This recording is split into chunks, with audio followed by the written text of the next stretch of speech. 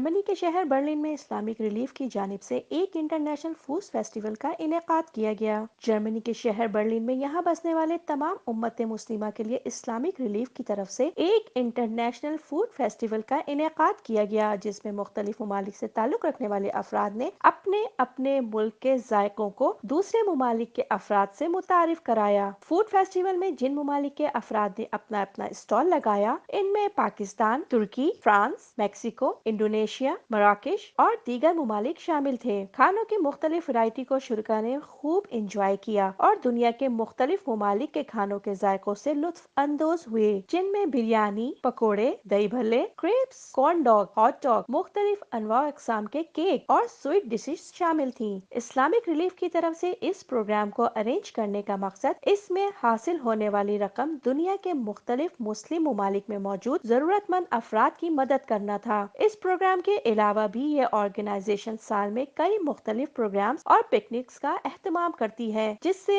جمع شدہ رقم ایشیائی ممالک سے لے کر افریقہ تک کے ضرورت مند مسلم ممالک کی امداد کرنا ہوتا ہے۔ مہوش خان، جذبہ نیوز، برلن، جرمنی۔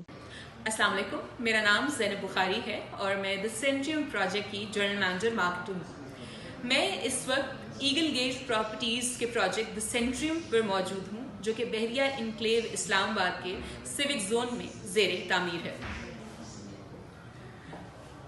دی سینٹریم 44 کنال کے رقبے پر بنایا جا رہا ہے۔ جگہ کا انتخاب انتہائی محنت سے کیا گیا ہے۔ یہی وجہ ہے کہ آنے والے وقت میں دی سینٹریم بحریہ انکلیو اسلام آباد کی خوبصورتی میں اضافہ کرے گا۔ دی سینٹریم ایک جانب سے مری ہلز کا نظارہ دیتا ہے، جبکہ دوسری جانب ماگلا ہلز کے مناظر ہیں۔ دی سینٹریم کے گراؤنڈ فلور پر ایک جدید شاپنگ مال بنایا جا رہا ہے، جبکہ اوپر کے 9 فلور رہائشی رکھے گئے ہیں۔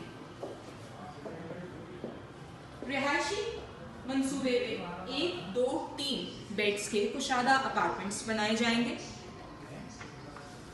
دی سینٹریم کا پروجیکٹ 4 سال کی قلیل مدت میں مکمل کر لیا جائے گا، جو کہ یہاں کے انویسٹرز کے لیے بہترین موقع ہے۔ یہ پروجیکٹ کی تھیں کچھ ڈیٹیلز۔ آپ کے وقت کا بہت شکریہ۔